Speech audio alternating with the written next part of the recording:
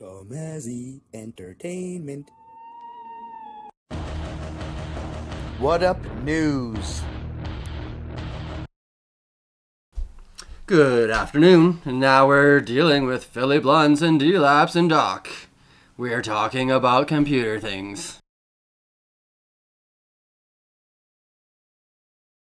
On that note, too, it's nice to be able to switch your games without having to put a new disc in or anything Yes, like that. it is. Like my Xbox One disc drive's already starting to crap out. Like they don't design they didn't design these Xbox One disc drives to be very good because they expected everything to be online. They expect you to put your disc in once, it basically saved it to your hard drive, and that disc became useless. That was the original intent. Yeah. So because of the fact that like everybody who bought an Xbox One the first year before they switched out the disc drive, it's having a crappy, it's crapping out. Everyone's, you know what I mean? Like, it's just basically, they cheaped out on the fucking disk drive because they thought it was not going to be used. But did they fix that now? I assume so. I just like, New model or whatever? Yeah, new model. I assume they would have. On that note, though, like, that would have really been the only problem with that plan of taking a game off of a disc, putting it on your console, and now it's not on the disc anymore, is they needed to give you a way to put it back on the disc again.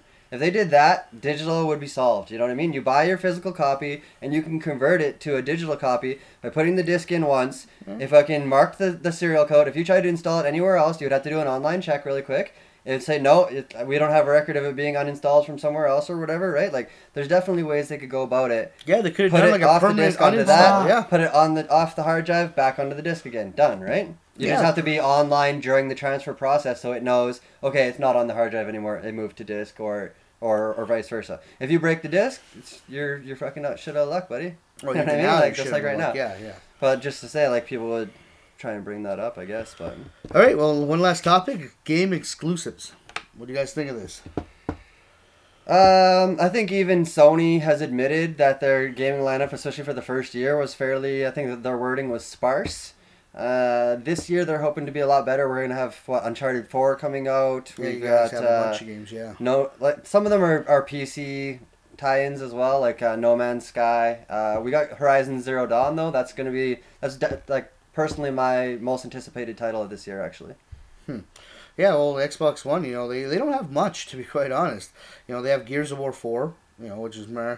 I've never been a Gears of War fan. I never really enjoyed the franchise. They have, I think, another Halo game coming out, which I'm pretty meh. Like, honestly, I don't think they have really much exclusives. I should maybe look into this. I don't know. I basically play what comes out. If I see a game in 3 weeks coming out, I'm saying, okay, well, let me learn about this game in 3 weeks. I don't want to learn about a game 7 months down the road, 10 months down the road.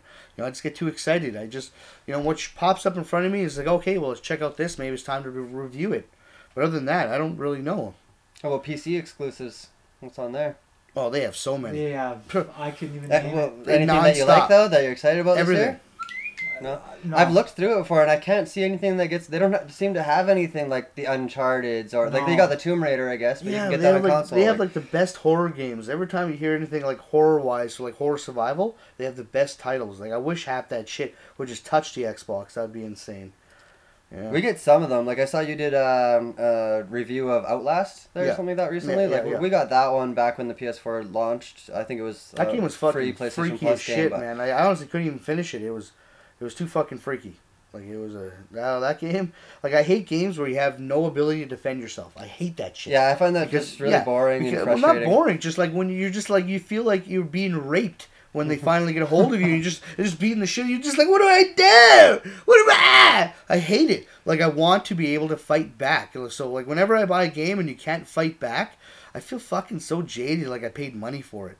So that's why I'm very like cautious about what I try to buy. Like it's easy to make a non-fighting mechanic. Like games like they save a lot of money by not have to building fight mechanics in their game. Yeah. Right. So like I feel that's a cop out. They could have made it so I could at least fucking swung something. So at least I could have moved. Like a Alien Isolation where they let you fight. You can't really ever win, but at least you can. But fight. at least you can fight back, so you can get away or something. You feel like you have some defense. I hate games where you have no ability to fight back. It really feels like hey, like I'm just gonna scare the shit out of you until you don't want to play this anymore. Is basically the feeling.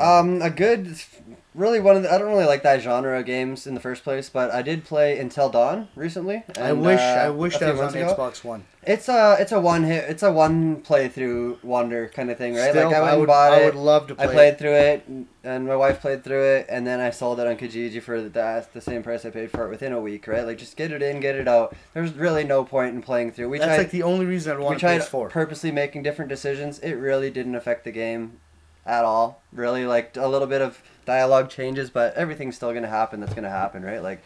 It's kind of ridiculous like that. I hate those fake games like The Walking Dead, all those Telltale games, the little, choose your own adventure. They're not choose your own adventure. And choose your own adventure, you would flip to a totally different part of the book, right? When you're reading those things.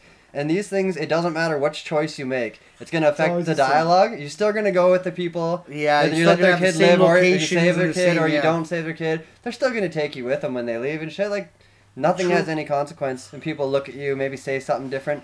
All the actions are the same. See, I'm a WoW guy, so all these games are crap compared to World of Warcraft. World of Warcraft. Yeah, I don't really play World of Warcraft. And they have new iterations all the time, right? Yeah, Legion's coming out right away. It's huge, huge, huge. It's kind of like the version. It's almost like an analogy to console hardware changing up as the same game changes up. The same game keeps getting upgraded over time on PC.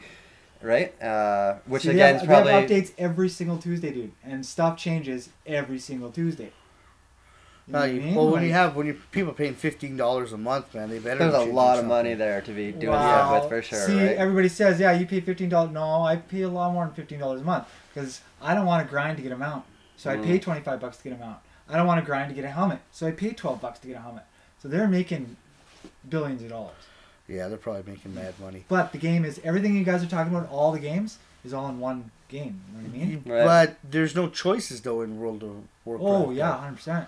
Yeah, but like... Oh, 100%. Is it like kind of like a Witcher story-based RPG? You can go around and talk to people and go on different quests? Witcher's like the closest thing that actually changes. Like Witcher then, right? Yeah, Witcher's the closest thing. Witcher 3 at least. You could go up to a guy and I could say, yeah, I'll do your thing. You can kill the guy. You could say, no, I'm not doing your thing.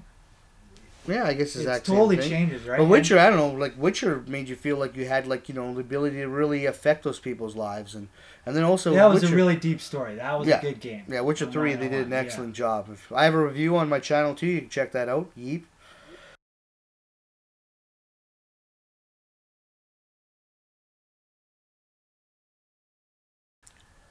Thank you for listening to the third episode or podcast of What Up News.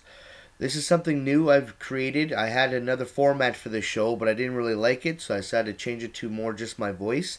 And you see a video game in the background. I think it's more entertaining. If you enjoy this, please give me a thumbs up and subscribe to my channel. And also, episode 4, I believe will be the final episode of this particular subject, will be coming out very soon. Thank you very much. Have a great day. Yeah.